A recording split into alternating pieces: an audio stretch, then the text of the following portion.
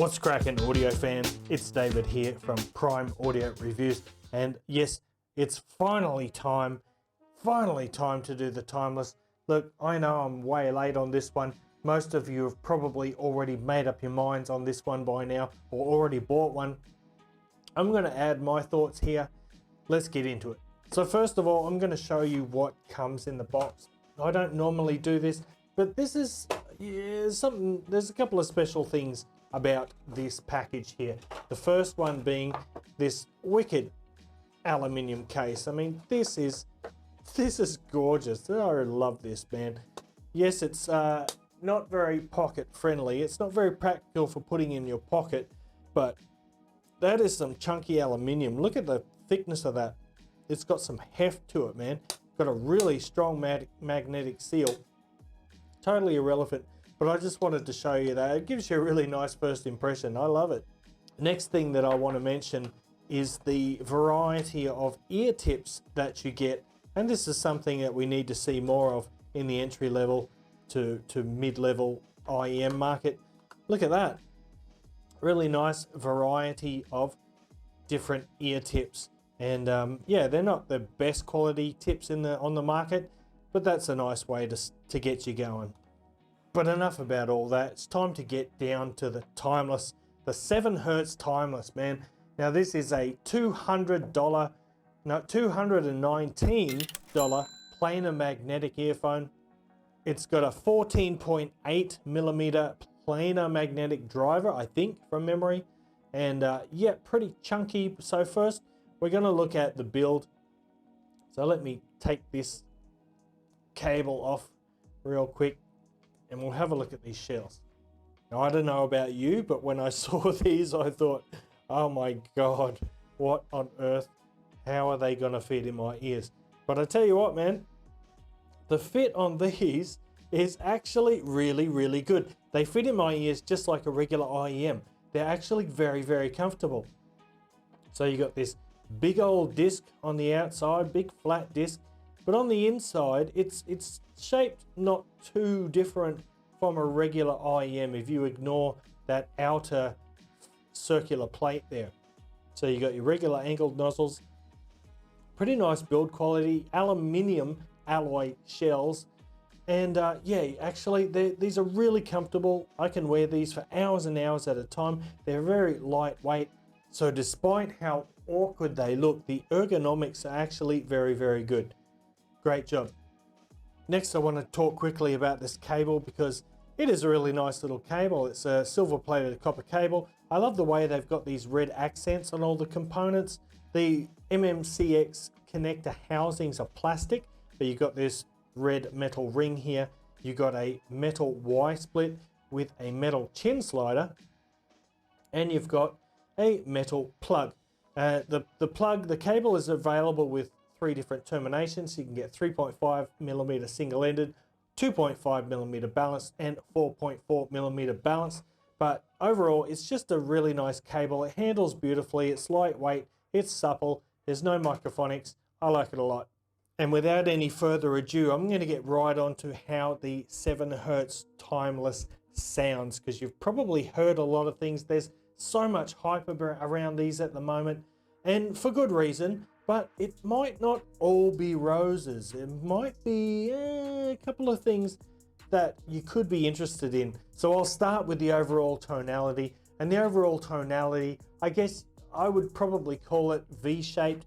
Some people might call it U-shaped, but I think the mid-range is slightly recessed, although the vocals are fairly forward. But let's break it down. I'm going to start with the bass, and the bass is, well, in some aspects it's great. Like, I love the overall tonal balance of this IEM.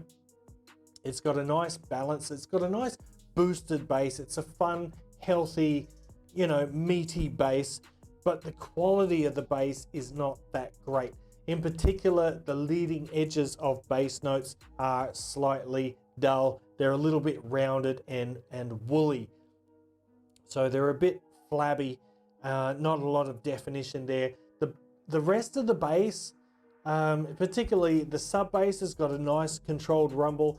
The mid bass, yeah, it's got some impact, but it doesn't have that definition that I look for. But you know, overall, it's a pretty good bass. I don't think people will be too disappointed with it. And then you've got the mid-range, and the mid-range it's a bit of a mixed bag for me. On one hand, the mid-range clarity is really good. Vocals are articulate, they're very clear and fairly detailed. And the vocals are reasonably forward. They're not excessively recessed or anything. They're a little bit recessed because you've got that elevated bass, and the treble is fairly forward as well. So you've got this great clarity in the mid-range. The tone and timbre of the mid-range is all pretty good. The thing that gets me is there seems to be a little bit of a lack of density to vocals and mid-range instruments, even though they're kind of up close. At the same time, you kind of feel a bit detached from them. I don't know how to explain it exactly. It might have something to do with the soundstage, which I'll get to shortly. But you know, overall, the mid-range, it is pretty decent. Overall, the overall tonality of the Timeless here is probably the best as far as planar magnetic IEMs go in this sort of price range under $250. It's got the best tonality out of the box. But is that enough? Is that enough to make it an absolute home run? So both male and female vocals, they do sound pretty good, nice and clear, but they kind of, to my ears, they lack tangibility. They don't feel as though I could reach out and touch them. It sort of feels like I'm an observer rather than being immersed in the music, if you know what I mean. Let's go on to the treble now, and I actually like the treble a lot on these headphones. The treble reminds me quite a bit of the Tin Hi-Fi P1, although the perceived level of the treble here is greater. It sounds a lot more forward because of that slightly recessed mid-range. So the treble is, I don't know, it kind of leans a little bit towards bright, but there's no harshness there. It's actually a very well-controlled treble.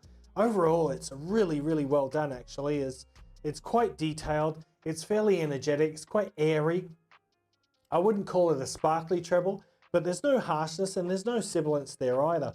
So the treble is, however, a little bit dry. I would like to see a little bit more rounded treble notes just to give them a bit more body and softness. And I could say that for the mid-range as well. I would like the mid-range notes to have just a little more body and fullness. So let's talk about the soundstage now. And you know what? In terms of width, these have got amazing width. These have got really, really wide soundstage. But the thing is, it's a very shallow soundstage, so there's very little in terms of depth. In fact, it kind of sounds like you're standing in a long hallway facing the wall, and you can hear sounds far to the left, far to the right, excellent left to right separation and imaging in that sense. But there's very little depth there. The vocals are right up close, but at the same time, like I mentioned, it doesn't feel like you can reach out and touch them. They're kind of lacking density. They're lacking tangibility. And I think that might be where my other gripe with this earphone comes in.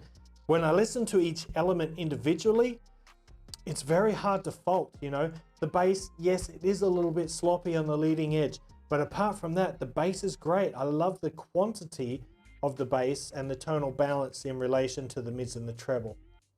So there's nothing really bad to judge there. Same with the mid-range, it's very clear. The tonality and the tone and the timbre is all fairly good. And as I said, I do like the treble. I think the treble is very nicely handled. But the thing is, when you put it all together, I just get this kind of disconnected feeling. It's similar to what happened with me with the C Audio Yume. Everything sounded great, the timbre, the tone sounded great, but I could listen to it for hours and it just didn't move me. I wasn't engaged. I just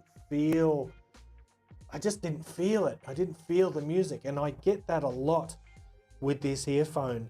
There's just something about it that makes me feel disconnected. And it's really hard to put a finger on exactly what it is, you know, because break it down into parts. treble good, mid-range good, bass pretty good, tonal balance good, but where's my feels at? I don't get it.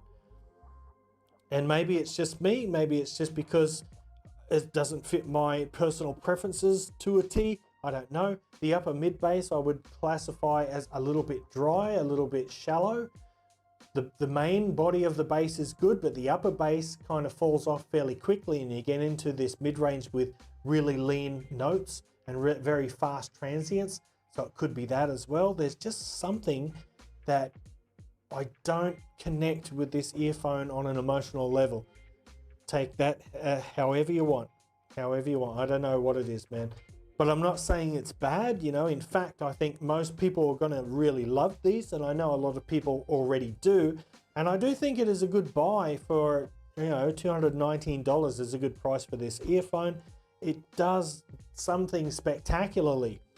All right, let's do some real quick comparisons now, and I'll start with the gold planar GL12, and I'll finish with the GL12 there, because this one is just, you know, it's very dark, it's kind of muddy, it's just got this veiled sound to it. It does respond well to equalization. It can sound pretty good with some EQ magic, but overall it just doesn't do it for me. Here we've got the Tin Hi-Fi P1. Oh, actually, this is the P1 Plus. Now, I haven't spent enough time with this to give you a full breakdown and comparison. I will say that compared to the original P1, the P1 Plus is much closer to the Timeless in tonality. It's got a brighter mid-range, it's got better clarity overall, but I don't want to talk too much about this one yet because I haven't spent much time with it. So let's go to the P1, the original Tin Hi-Fi P1. Now, a couple of main big differences here. First of all, the level of the bass, or the quantity of the bass, it's much higher on the Timeless here. The Tin P1, one of the major criticisms people had was they wanted more bass level, they wanted more bass impact. And yeah, that's fair enough. Sometimes I myself wish for a little bit more bass quantity. However, I feel that the bass quality is better on the P1 than it is on the Timeless. It's got a better definition, a cleaner leading edge. Just overall, I think the bass sounds better on here. The second major difference is in the mid-range, and the P1 here has got a rather forward mid-range. It's very forward, actually. It's much more linear overall than the V-shaped Timeless here. And to me, the mid-range, for whatever reason, it just sounds more engaging to me. Notes have a little bit more body, vocals have more density. It feels more like there's someone standing there singing rather than the Timeless, where it listens, kind of sounds like I'm listening from outside the window or something. And the P1 is an IEM that I can connect with, and I'll be listening to music and I'll think, wow, that sounds amazing. Whereas this one, when I'm doing critical listening, I might think, you know, that's really, really good. But I can listen to this for hours and eventually I'll just sort of forget that there's music playing. There's just music playing in the background, you know what I mean? And that's all it is. Whereas this one, it'll make me stop and it engages me. It grabs my attention. It's like, oh, wow, yes. But anyway, I'm rambling now.